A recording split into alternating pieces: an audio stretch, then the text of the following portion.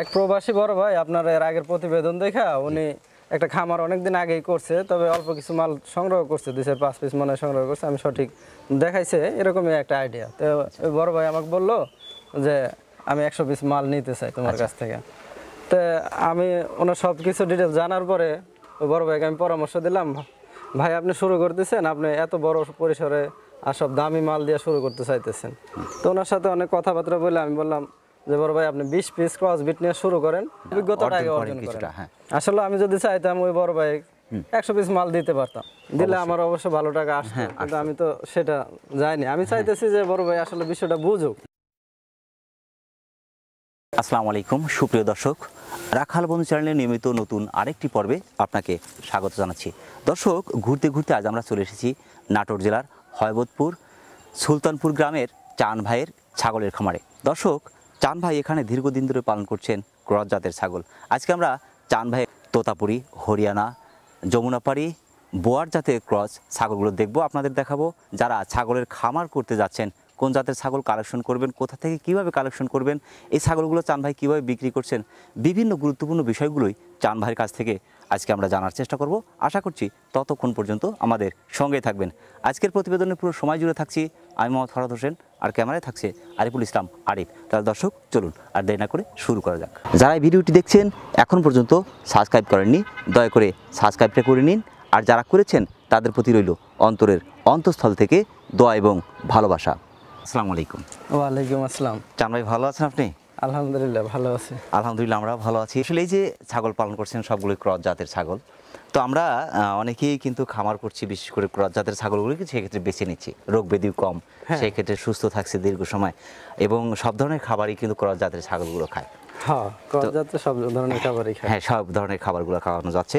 তো এই যে ছাগল পালনের সাথে সম্পৃক্ত হয়েছে এখন, যদিও বাণিজ্যিক আকারে শুরু করেছেন, তো মূলত ছাগল পালনের সাথে সম্পৃক্ত হলেন কত বছর আগে? ছাগল পালনের সাথে সম্পর্কিত দীর্ঘদিন থেকে, অনেক দিন থেকে। আচ্ছা, এর আগে একবার বলছি যে আসলে আমরা তো মূলত কৃষকের সন্তান, জন্মের পর থেকেই এর সাথে কম বেশি জড়িত। কিছু অভিজ্ঞতা আগে থেকেই ছিল, তবে বাণিজ্যিক আকারে শুরু করা 3 বছর এরকম।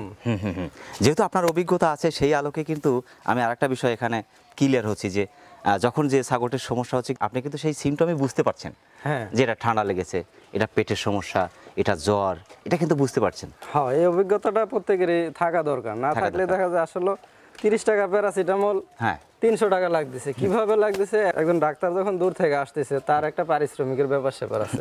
সাধারণ ঠান্ডা হলেই সে যখন দূর থেকে আসে 1-2 কিলোমিটার দূরে, তার একটা গাড়ির কেয়ারিং খরচ, তার একটা পরিশ্রম, সব দিক বিচার বিবেচনা করে তার 200-300 টাকা হাতে ধরা দিতে হয়। এই বিষয়টা যদি আসলে আমরা নিজেরা অভিজ্ঞ হই, তখন টাকাটা কিন্তু সেভ হচ্ছে, সে টাকাটা সেভ হইতেছে, আর সে জায়গায় আসলে অনেক টাকা পয়সা যাইতেছে। জ্বর হলে সেটা কিন্তু আপনার নতুন খামারি যারা, তারা কিন্তু বুঝতে পারবে না। পেটের সমস্যা হয়েছে, একটু মশরামশরি করছে, সে কিন্তু বুঝতে পারবে না। এমন হতে পারে, কিন্তু সেটা কিন্তু মারাও যেতে পারে, অ্যাক্সিডেন্ট ঘটতে পারে। হ্যাঁ, ঘটতে পারে। দীর্ঘদিন ধরে পালন করছেন, মূলত দেখছি ক্রস জাতের ছাগল।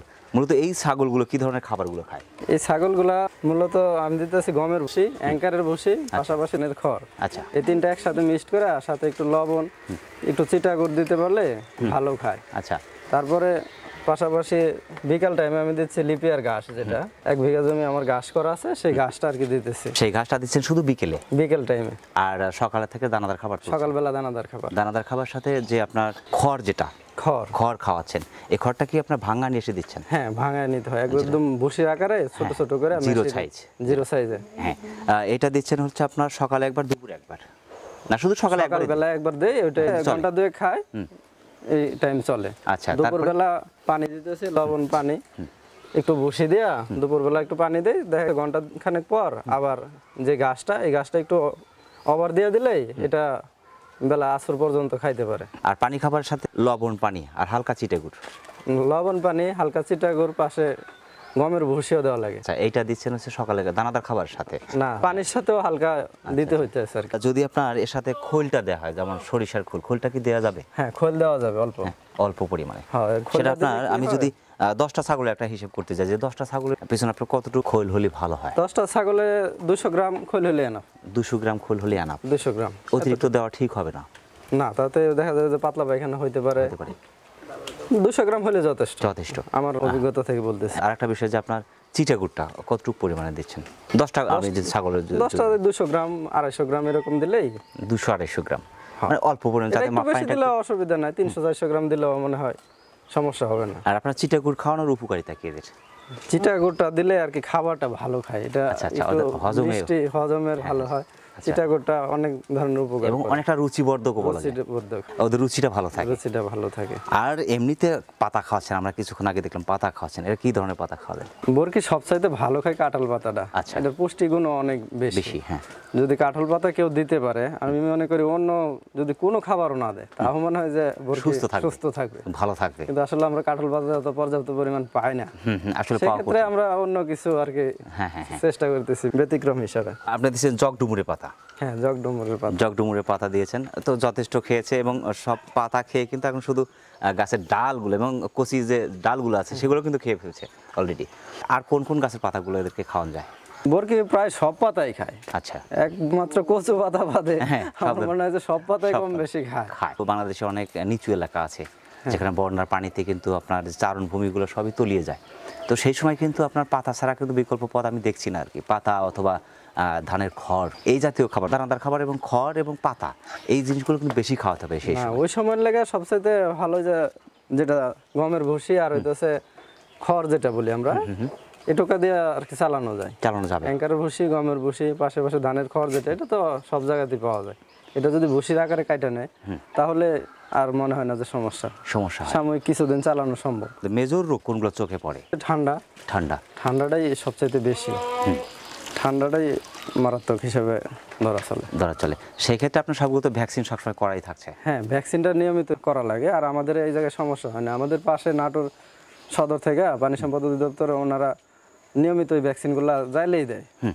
অনেকে গাফিলতি করে, ওনাদের কাছে গেলে একটু চেষ্টা করলেই সম্ভব। এই যে বোতলটা পাওয়া যায়, এক বোতলে দেওয়া যায় 100 পিস দেওয়া যায়। 100 পিস দেওয়া যায়।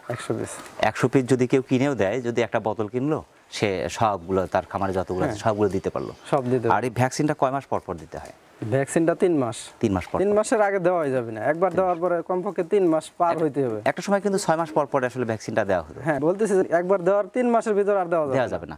এখন 4 মাস, 5 মাস, 6 মাসে দিলেও সমস্যা নেই। আর ক্রিমি ট্যাবলেটটা কি নিয়মিত দিচ্ছেন? ক্রিমি ট্যাবলেটটা 3 মাস অন্তর অন্তর দেওয়াই লাগবে, বাধ্যতামূলক। বিক্রি করছেন এখন যে ছাগলগুলো আছে? মোটামুটি বলতে গেলে 20 পিসই বিক্রি। 20 পিসই বিক্রি হয়ে গেছে।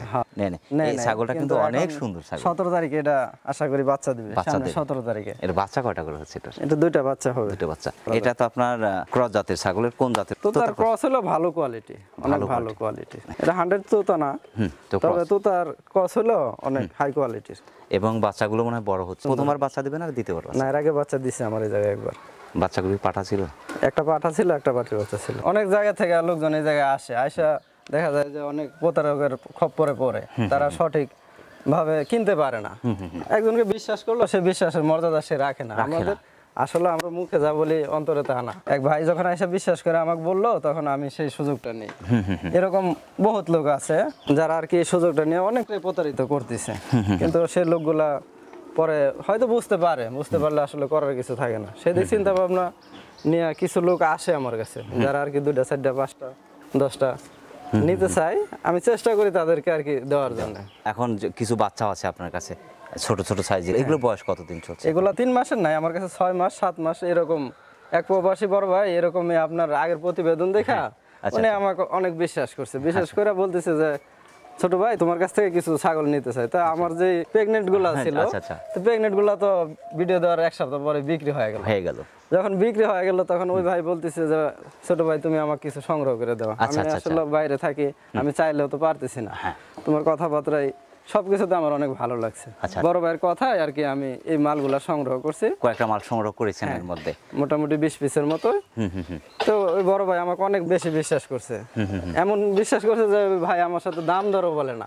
যেমন কিছু মাল আমি দিছি, এই যে এই মালটা দিছি ওই ভাই, আমি 11,000 টাকা দাম বলছি, 11,000 টাকায় প্রথমবার বাচ্চা দিবে, 2 দাঁত বয়স।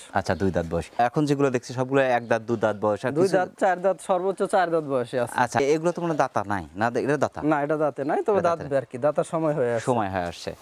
খুব কম রেটের মধ্যে সবগুলো মোটামুটি কেন। এটা তো আপনার বোয়ার জাতে, ব্রয়ার ক্রস।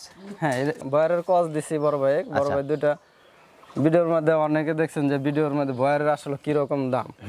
অনেক বড় ভাইরা যারা প্রতিবেদন করতেছে তারা বয়ার একাধারে দাম চাই 40-50 হাজার। আমারগুলো অবশ্য ক্রস বিটের, তবে আমি 2টা মাল পাইলাম, পাওয়ার পরে এই 2টা মাল ওই বাইক দিছি, এই একটা আর একটা আছে এই পাশে এই একটা। হ্যাঁ, 2টা মাল আমি বড় বাইক দিছি, 2টা মালের দাম ধরছি 22,000 টাকা। তার মধ্যে আমি যখন নিছি তখন প্রেগনেন্ট ছিল না, তবে আমার এই জায়গায় আসার পরে হিটে আসছে। হ্যাঁ, বিট করে দিয়েছেন। তারপরে আমি বিট করাই দিছি। 15 দিন হয়ে গেছে। এর আগে থেকে কালেকশন করতেছি, আপনার ওই ভিডিওর পর থেকে 20 পিসের মতো হয়েছে। বাংলাদেশের বিভিন্ন অঞ্চলে যে খামারিরা আছে, কোন ধরনের কালেকশন করবে, কিভাবে কালেকশন করবে, কোনটা কালেকশন করলে খামারের জন্য ভালো হবে, তাদের একটু সহযোগিতা করছেন বলা যায়। হ্যাঁ, চেষ্টা করতেছি মানে তাদেরকে একটু সহযোগিতা করার পাশাপাশি যে আসলে তাদের সহযোগিতার পাশে আমারও কিছু হইতেছে না যে তা না। আমিও একটা মাল দিতেছি, দেখা গেছে একটা মালে 1,000-1,500 টাকা আমারও লাভ হচ্ছে। এতে করে ওই ভাইয়েরও সুবিধা হইতেছে, দূর দূরান্ত থেকে আসা। আসলে তারা বাজার সম্পর্কে এতটা ধারণা নাই, কেমন ধরনের কি মাল কিনবে সে বিষয়ে এতটা অভিজ্ঞতা নাই, জানাও থাকে না। নতুন লোক হলে অন্য সাইডে হয়তো বা তারা ভালো বোঝে, কিন্তু এই বিষয়টা আমরা এই জায়গায় সবসময় বাজারে আসা যাওয়া করতেছি, দাম দরের বিষয়টা মনে হয় তাদের সাথে একটু ভালো যায়। আমি একটা বিডার দেখলাম আপনার এখানে, এই বিডারটার বয়স কতদিন চলছে এখন? এইটা সম্ভবত এই বিডারটার বয়স হয়েছে 10 মাস। এখনো দাঁতে নাই। এটা কি এখন বিড উপযোগী? তো হ্যাঁ, বিট করানো যাইতেছে, তবে এখনো না করানোই ভালো, আর কিছুদিন পরে করাইলে ভালো হবে। এটা তো আরো বড় হবে তো? হ্যাঁ, এটা আরো বড় হবে। এটা এখনো বিক্রি হয় নাই, বিক্রি করার মতো করি নাই, তবে এটা সংগ্রহে রাখছি, একটু বড় হোক, একটু ভালো হোক। এটা আপনার খামারের জন্য? না, খামারের জন্যই তো এখন আপাতত বড় বিডারটা বিক্রি করে দিছি। আচ্ছা, এখন একটা লাগে ওই হিসাবে এটা আছে আর কি। বড় বিডারটা বিক্রি করে দিলেন? হ্যাঁ, এটা হ্যাঁ, ওই প্রবাসী বড় ভাই উনি নিছে। রেটের মধ্যে বিক্রি করলেন? কত টাকার মধ্যে বিক্রি করলেন? বড় ভাই 55,000 টাকা দাম দিচ্ছে। এটাও এখনো দাঁতে নাই। এটা দাঁতে নাই এখনো? না। এটা কিন্তু সাইজ কিন্তু অনেক সুন্দর। হ্যাঁ, অনেক সুন্দর। ওইটা কি এটার মতো হবে? না, এটাই এক জাতের, এটা হলো বাগাতুতা বলে, আর এটা শিরোহী। এটা শিরোহী? এটা ওটার মতো এত বড় হবে না, এটা অন্যরকম। আচ্ছা, শিরোহীটা চেনার উপায় কি আমাকে যদি একটু? শিরোহীর কালার দেখে আর কি বোঝা যায়। আচ্ছা, কালার আর নিচে একটু ঝুল থাকে, এরকম একটু ঝুল থাকে কালারিং। হ্যাঁ, ঝুলটা তো আপনার তোতাপুরিত আছে, পিঠে কিন্তু শিরোহী একটু ডাউন হয়। এটা ক্রসের, অরিজিনাল শিরোহী না। আচ্ছা, ক্রসের শিরোহী। আসলে কিসের জন্য ক্রস বিট পালবেন সেটা আসলে বাচ্চার দিক তাকাইলে বুঝতে পারবেন। এটা ক্রসের যে আগে বরকিটা দেখাইছিলাম সেটা থেকে এই বাচ্চাটা হয়েছে। হরিয়ানাতে প্রজনন করানোর ফলে 1 মাসে বাচ্চাটা গ্রোথ বা ওয়েট, হাইট সব দিক মিল করে দেখেন যে আসলে যা বলি তা কি আসলে সত্য কিনা। ওইটা বিক্রি করতেছে তারা, আবার মনে হয় যে প্রেগনেন্ট অবস্থায় বিক্রি করতেছে।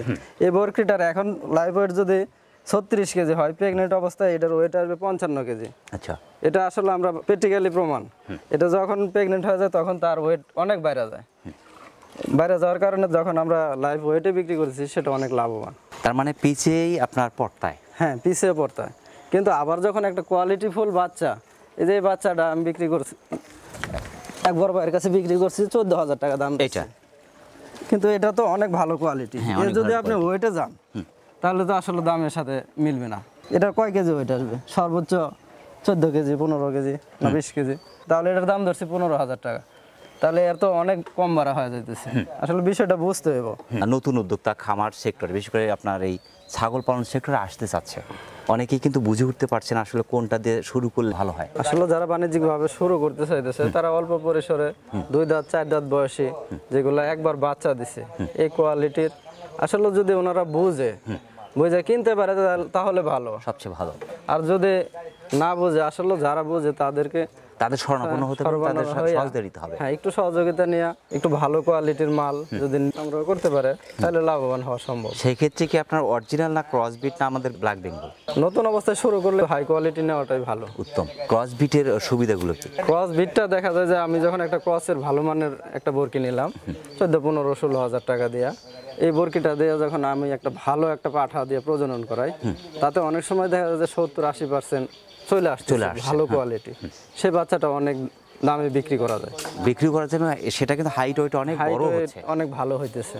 হাইট ওয়েট যেটা বেশি সেটা দামও বেশি। হ্যাঁ, দামও বেশি পাওয়া যাইতেছে, কিন্তু আমার টাকা ইনভেস্ট করলাম কত, অল্প টাকায় ভালো কিছু, ভালো বেনিফিটটা আসলো। সে দেখছেন তো ভাবনা করে অল্প দেওয়া শুরু করলো, তাতে অনেক ভালো হয়। আচ্ছা, ক্রস বিটের আপনার রোগ ব্যাধি কেমন? অন্যান্য বিটের সাথে ক্রসের রোগ ব্যাধিটা একটু কম হয়, মানে তাদের প্রকৃতির সাথে অনেকটা সামঞ্জস্যপূর্ণ, যার কারণে ক্রস ব্রিডের রোগ ব্যাধি অনেক কম। আর সব ধরনের খাবারও খাওয়ানো যাচ্ছে। হ্যাঁ, এরা সব ধরনের খাবারই খায়।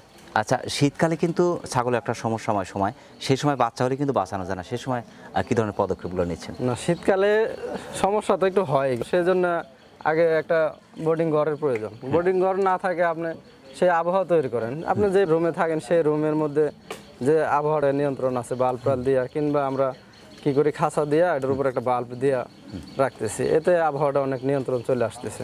একটি আদর্শ খামার বিশেষ করে কিরকম হওয়া উচিত বলে আপনার মনে হয়? একটি আদর্শ খামার করতে গেলে আপনার 20 পিস বর্গে কিনা ভালো মানের একটা পাঠা কিনলো, কিনা ছোট পরিসরে শুরু করলো, আস্তে আস্তে সে যদি মনে করলো যে আসলে এতে কিছু আসতেছে, তখন সে আস্তে আস্তে সামনে আগাইলো। সেটি কিরকম করলে ভালো হয়? বর্গি মূলত আসলে মাটির থেকে একটু উপরে রাখতে পারলে রোগ বালাই কম হয়। তাহলে যদি কেউ আদর্শ খামার করে, সেট করে, তাহলে 2.5 থেকে 3 ফিট উপরে বা 2-2.5 ফিট উপরে মাছাটা করলে সেটা ভালো হয়, এতে ঠান্ডাটা কম লাগলো।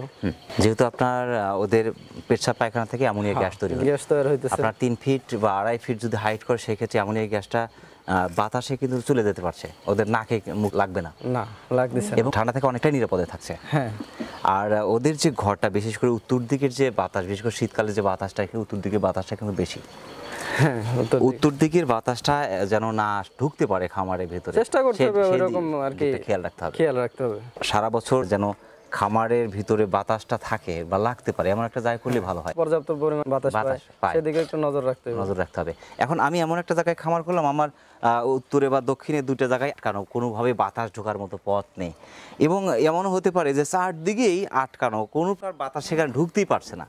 এমন জায়গায় খামার করলে কিন্তু সমস্যা, তখন সে জায়গায় অবশ্যই গ্যাস হবে, এবং ছাগল টিকাতে পারবে না, সেই দিকগুলো মাথায় রাখতে হবে। আমার যেটা মনে হয় যে একটু ছায়াযুক্ত জায়গা হলে, একটু খোলামেলা জায়গা থাকে ছাগলের সামনে, খামার থেকে বের হওয়ার জন্য একটু হাঁটাউটা করতে পারে, এমন একটা অবস্থায় রাখলো যে খামার থেকে বের হওয়ার জায়গাও নেই। হ্যাঁ, একটা মনোরম পরিবেশ দেখে আর কি তৈরি করতে হবে, অবশ্যই পরিবেশ দিতে হবে। পরিবেশ যদি ওদেরকে না দেয়, এই যে আপনার যেমন সারাদিন এই জোনেই থাকছে আর কি, ছাগলের জোনই বলবো আর কি, এখানে হাঁটতে পারছে, চলতে পারছে, আপনার ঘাস দিচ্ছেন, আপনার পাতা নেশে বেঁধে দিচ্ছেন, ওরা কিন্তু মানে লাফালাফি ঝাপাঝাপি করছে, সারাদিন এখানে থাকছে। হ্যাঁ, সারাদিন এই জায়গাতে, এই যে লাফালাফি ঝাপাঝাপি যখন করছে, ওদের কিন্তু হাইট ওয়েট বাড়তে কিন্তু সুবিধা হচ্ছে, ওরা সুস্থও থাকছে অনেক সময়, তাই থাকছে না? হ্যাঁ, একটা মানুষকে যখন আসলে ঘরের ভিতর আবদ্ধ করে আপনি যত ভালো খাবারই দেন, জেলখানা, আসলে সে মনে থেকে শান্তি পায় না। আর যখন ছাইরা দিতেছেন, তার স্বাদের মতো অল্প খাইলেও একটু ভালো থাকে, একটু হাঁটাহাঁটি করার প্রয়োজন আছে। হ্যাঁ, একটু কমও যদি খায়, তখন তার মনের একটা আনন্দ ভালো থাকে। যখন হাতে তুলে দিচ্ছেন, তখন কি পরামর্শ দিচ্ছেন কিভাবে রাখতে হবে, কি ধরনের রোগ হয়? হ্যাঁ, অবশ্যই, তারা তো সবসময় যোগাযোগ রাখে। একটা মাল নেওয়ার পরে অনেক রকম যে সব সমস্যাগুলো হয়, এই সমস্যাগুলো চেষ্টা করি তাদেরকে সলভ করার জন্য। আলহামদুলিল্লাহ। তো ঠিক আছে ভাই, আপনার সাথে কথা বলে আমার অনেক ভালো লাগলো। আমাদের রাখাল বন্ধু চ্যানেলের পক্ষ থেকে আপনাকে অসংখ্য ধন্যবাদ। সেই সাথে আপনার এই ছাগলের খামারের উত্তর সফলতা কামনা করছি। ইনশাআল্লাহ ভালো থাকবেন। আসসালামু আলাইকুম। ওয়ালাইকুম আসসালাম। প্রিয় দর্শক, আবারও সকলের সুস্বাস্থ্য এবং দীর্ঘায়ু কামনা করে আজকের মতো আমাদের চান ভাইয়ের ছাগলের খামার থেকে বিদায় নিচ্ছি। সকলে ভালো থাকবেন, সুস্থ থাকবেন। আল্লাহ হাফেজ।